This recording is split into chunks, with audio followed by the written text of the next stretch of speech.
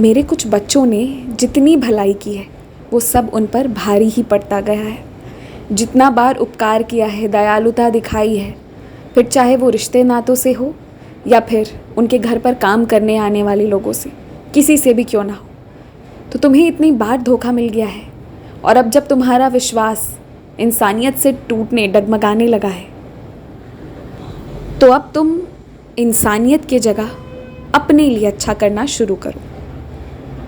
तुम जैसे पौधों में पानी देते थे वैसे ही दो, जैसे किसी भूखे को रोटी खिलाते थे वैसे ही खिलाओ, लेकिन इस बार इंसानियत की जगह अपने कर्मों को सुधारने के लिए करो।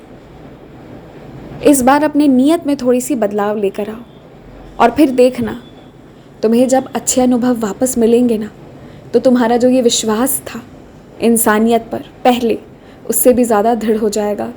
मैं जानता हूँ घर पर ही कुछ ऐसे लोग हैं जो आरोप प्रत्यारोप लगाकर प्यार दयालुता से विश्वास डगमगवा दिए हैं, लेकिन तुम्हें बाहर से ही बहुत प्यार मिलेगा, बहुत सम्मान मिलेगा। अच्छे काम करने में कभी पीछे नहीं हटना चाहिए, क्योंकि अच्छे लोगों के साथ अच्छा होता है। ये बात अलग है कि अच्छे बच्चों को परीक्षाएं देनी पड़ती है, पर वो इसलिए कि जिससे जितनी कठिन परीक्षा ली जाती है उसे उतने बड़े तख्ते पर बिठाया भी तो जाता है।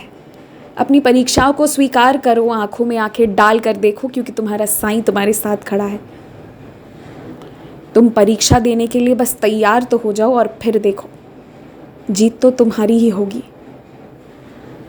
नियम कानून बदलने हो, कागज़ दस्तावेज बदलना हो या फिर दिन को रात करना हो, तुम्हारा साईं तो सब कर सकता है।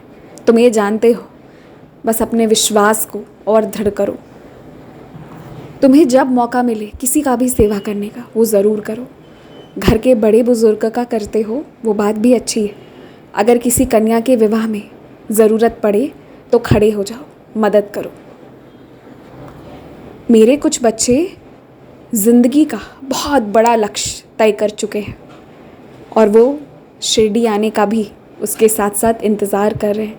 मैं ख़ास अपने उन बच्चों से कहना चाहता हूँ कि तुमने जो लक्ष्य तय किया है ना, वो आसमान छूने वाला है और उसके लिए तुम्हें बहुत मेहनत करना पड़ेगा। इस वक्त मैं तुम्हें शिरडी नहीं बुला रहा, इस वक्त हर बार जब तुम्हें ज़रूरत होगी तो मैं आ जाऊँगा। तुम्हें पिछले दिनों गणेश जी के रूप में भी मैंने दर्शन दिए हैं, मैंने तुम्हें बहुत सारे रूप में दर्शन दिए हैं। मैं फिर आऊँगा जब जब तुम बुलाओगे, पर इस वक्त सबूरी रखना। अभी कुछ साल तुम्हें मैं शिरडी नहीं बुलाऊँगा, लेकिन जिस दिन तुम शिरडी आओगे ना, सारे द्वार तुम्हारे लिए खुले होंगे।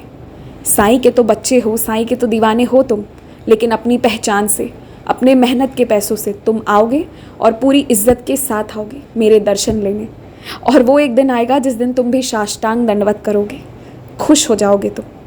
उस दिन के लिए सबूरी रखना, मेहनत करना और अभी हड़बड़ाना मत। एक ही बार शिरडी बुलाऊंगा, बहुत अच्छे दर्शन दूंगा, और जब तुम्हारा शिरडी आने का सिलसिला शुरू होगा ना, तो मैं रोज़ बुलाऊंगा। एक ऐसा समय आएगा कि तुम 12 के 12 महीनों में एक ना एक दिन मेरे दर्शन लेने शिरडी भी आ पाओगे। बहुत सुखद ज़िंदगी मिलेगी तुम्हें, लेकिन अभी कुछ साल तुम्हें उसके लिए बहुत मेहनत करना होगा। तो इस वक्त अपने मेहनत से पीछे मत हटना। शिरडी ना बुलाने से निराश मत होना, क्योंकि इस वक्त तुम्हारा साईं चलकर तुम्हारे पास आएगा, बार बार तुम्हें प्रमाण देगा अपने होने का। इंतज़ार करो, शुभ घड़ी आएगी। अभी बस मेहनत करो, किसी के बात पर ध्यान मत देना। खुश रहो।